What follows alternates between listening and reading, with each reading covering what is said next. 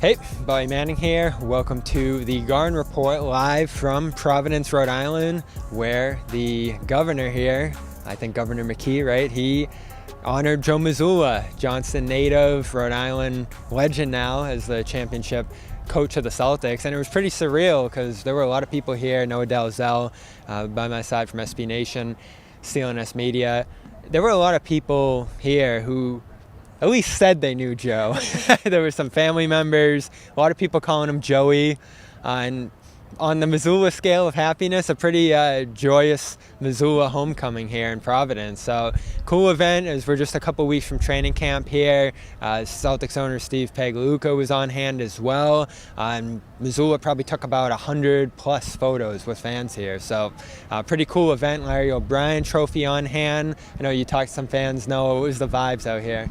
Yeah, I think for most people, there were a lot of people here that knew Joe, whether like I talked to his high school ref, some of his childhood friends, people that knew him because he was friends with their friends, so a lot of distant connections as well. But I think that there was just this moment of joy and like celebration at this event that, you know, it's been a couple months since the Celtics won the championship, but obviously bringing the trophy here to Rhode Island, it just reminded people that the Celtics are not just a team for Boston, but actually this was a celebration for all of New England. And I think because Joe Mazzulla has such deep roots in Rhode Island, that's even more the case than it usually is. Like, people were just so happy that Rhode Island's on the map. The governor was so emotional that Joe was here and that Rhode Island was on the map because of him. And just this was really a celebration of Joe more than it was even of the championship. He spoke about how important it is for him, community, and how, you know, really it was a result of him, of the village that raised him, this championship. And so, yeah, it was a really special event. It wasn't one of those like championship trophy celebrations where it was all about the team. It was really about Joe Mazzulla and like what he did to get to this point and all the people that are behind him, and he really got to thank a lot of those people too. So yeah, it was just cool to be here. I think we hear a lot about his connection to Rhode Island, and to actually be here and to see all those people and a lot of Italian last names, I will say. But he was very happy to be here and just took photos with literally everybody. And there was a cool moment early on with the governor called on a couple of kids. It's the first day of school here in Rhode Island, so the kids that were here are skipping school. There was one kid wearing a Joe Mazzulla jersey. Joe got a kick out of that, took a photo with him. So just a very joyous occasion. Yeah, it's amazing to think about. We were just talking, what are the stories going into this year? What's going to be interesting?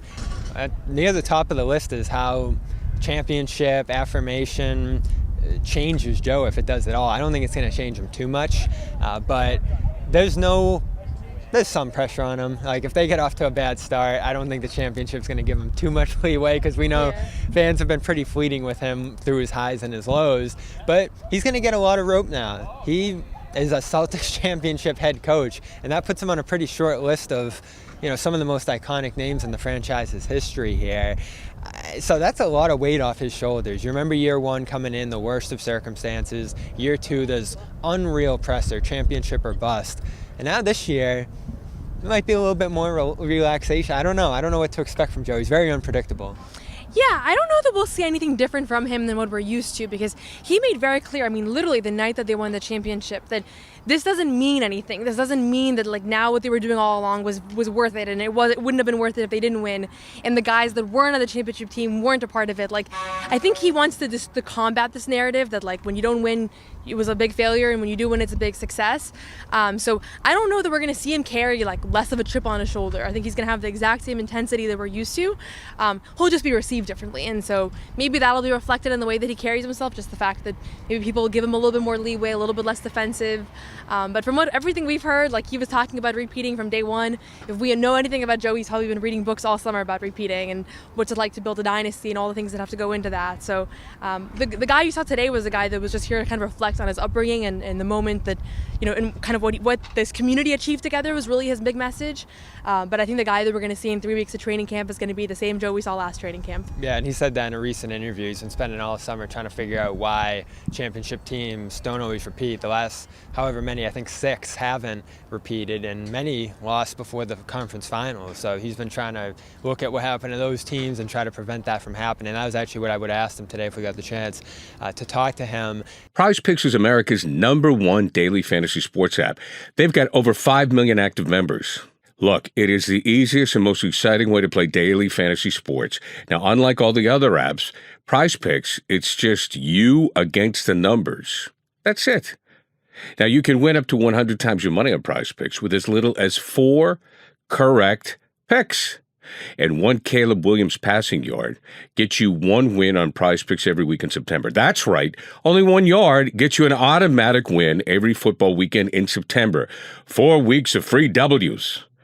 Don't miss this deal on Prize Picks because it's gone when September ends.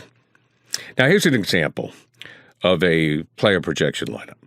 You could be going Tyreek Hill for more than 90 receiving yards or Dak Prescott for more than 263 passing yards. On the other end, Josh Allen for less than 240 passing yards and CeeDee Lamb for more than 96 receiving yards.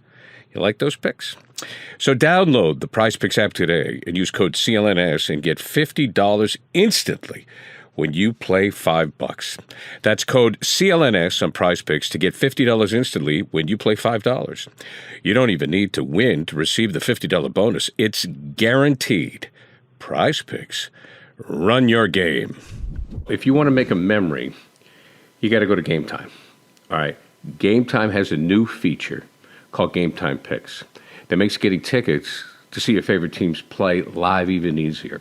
Game Time Picks filters out the fluff to show you all the incredible deals and the great seats so you don't have to waste time searching through thousands of seats. You've got the super deal. Don't forget about the super deal. And curated deals. They make it easier to find the best price on great seats. And I think this is so cool is when you click on the ticket, right? You go to the app. If you want to go to a game in Boston, you want to go to a game in New York or Philadelphia, whatever, you go to the city and you click on the game you want to go to, and then they just show you a great easy-to-read layout of the stadium. And then you click on the seat you want, and then you get a view of the seat right from there. Boom. You know what you're buying. So you get seat views before you buy, and they have the lowest price guarantee, event cancellation, protection, job loss. It's terrific. So toggling here with the Game Time app. Now, this feature shows the total upfront, no surprise fees at checkout, so you know what you're dealing with. You don't click on the button after and you go, wait a minute, what's that extra $20 for?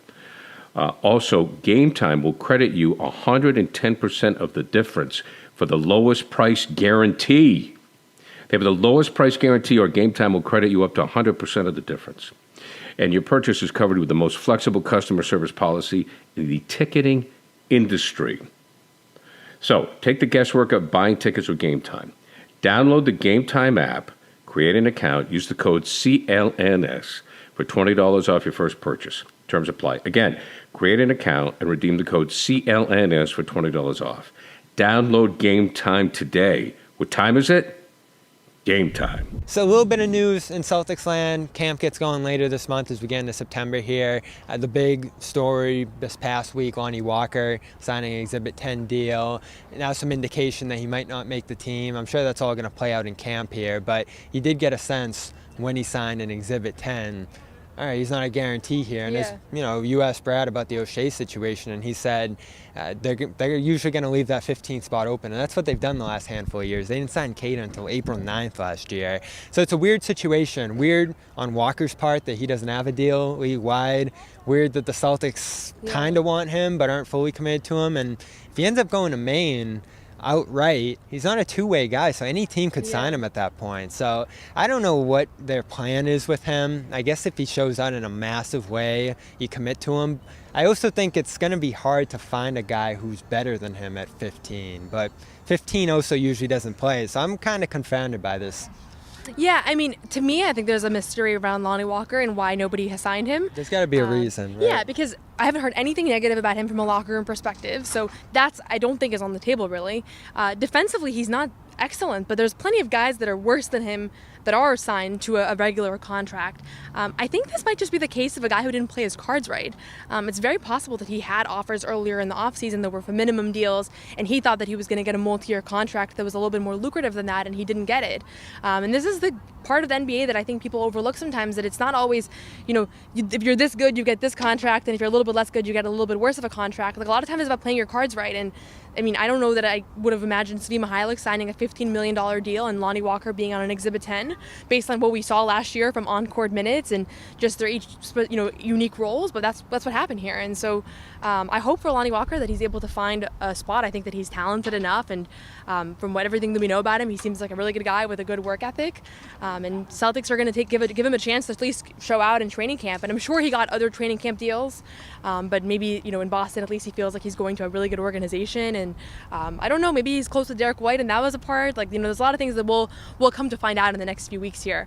But yeah, seeing him in Maine would be wild, and I would imagine it wouldn't last very long. Yeah, and that might have been the case. Maybe Celtics had the leverage, given that you don't want to pay that extra. I think the tax is like $10 million on a minimum for them, so they might add that leverage to say, all right, you can come to camp, you can wait on Maine if there's no other minimum offers for you at that point, and maybe later in the year they transition them to a full deal or something like that. But again, I don't think it would last very long. I would probably bet against seeing Walker in a Celtics uniform in the regular season, but Really? We'll see. Things could change. Yeah, I mean, again, he's out there for I'll bet anyone. against you. I'll bet against you. But we'll see what happens. He's out there for anyone to sign, unless they have a plan that they all agree to or stuff like that. But a lot of the stuff he's been posting has been like, I'm going to improve it. I'm going to come and, show people what I can do and all that kind of stuff. So I don't know. We'll see once we get to talk to him, once we get into camp. It's coming quick. September 24th, you said, right? Yep, 3 weeks from today. So a week before the rest of the media, just because they go to Abu Dhabi for 2 preseason games with the Nuggets. All right. So Celtics 2024-25 season, less than a month away. Noa Dalzell. We'll have all your coverage here at CLNS Media, as well as plenty of WNBA coverage over on SB Nation as that season continues to roll along. A lot going on in the W right now. And here at CLNS Media, we'll have you covered as well. I'm Bobby Manning. This has been the Garden Report live from Providence, Rhode Island. We'll see you back in Boston soon.